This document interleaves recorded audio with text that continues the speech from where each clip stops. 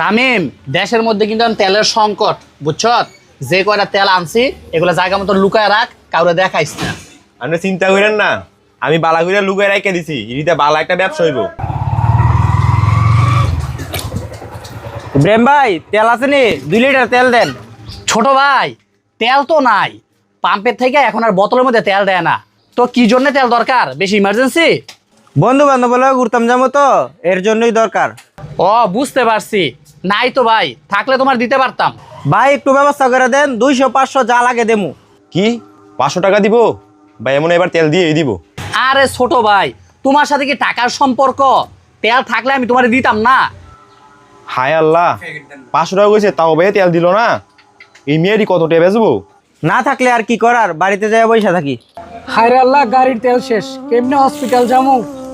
কি ব্যাপার ভাই, গাড়ি ঠেলতেছেন কেন? ভাই গাড়ির তেল শেষ।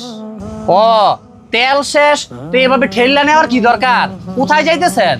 ভাই ইমার্জেন্সি হসপিটাল যাইতে হইব, মা হসপিটাল ভর্তি আছে। ও তাহলে তো বেশি ইমার্জেন্সি। হসপিটাল কতটুক দূরে? ভাই 15-20 কিলো হইব। 20 কিলোমিটার? তাইলে তো মনে হয় 2 লিটার তেল হইলেই চলবো। হ ভাই, 2 লিটার তেল হইলে সুন্দর মতো যাইতে পারতাম। আচ্ছা শোনেন, আমি আমার নিজের জন্য 2 লিটার তেল আনছিলাম। এখন যেহেতু আপনার বেশি ইমার্জেন্সি, আপনি চাইলে আমার তেলটা নিয়ে ব্যবহার করতে পারেন। ভাই তেলটা দিলে খুব উপকার হইতো। ভাই যে একটা উপকার করলেন। আচ্ছা টাকা কত দেবো? ভাই এটা তো আমি 120 টাকা করে কিনছি, আপনি 120 টাকা করে দেন। আচ্ছা ঠিক আছে ভাই। ভাই আমি বুঝলাম না, ইউটিউবে আপনারা 500 টাকা কইলে আপনি তেলটি দিলেন না, আর হ্যাঁ রে আপনি 120 টাকা দিয়ে দিলেন।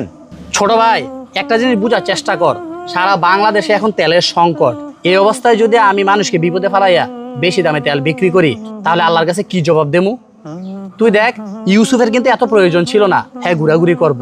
অপরদিকে এই লোকটার ইমার্জেন্সি হসপিটালে যাইতে হইব, এই বিপদের সময় তারে আমি একটু তেল দিয়ে সহযোগিতা করলাম।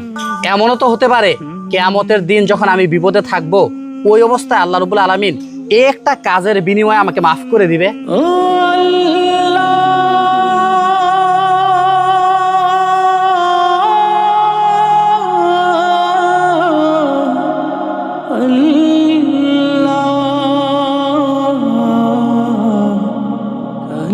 মানুষ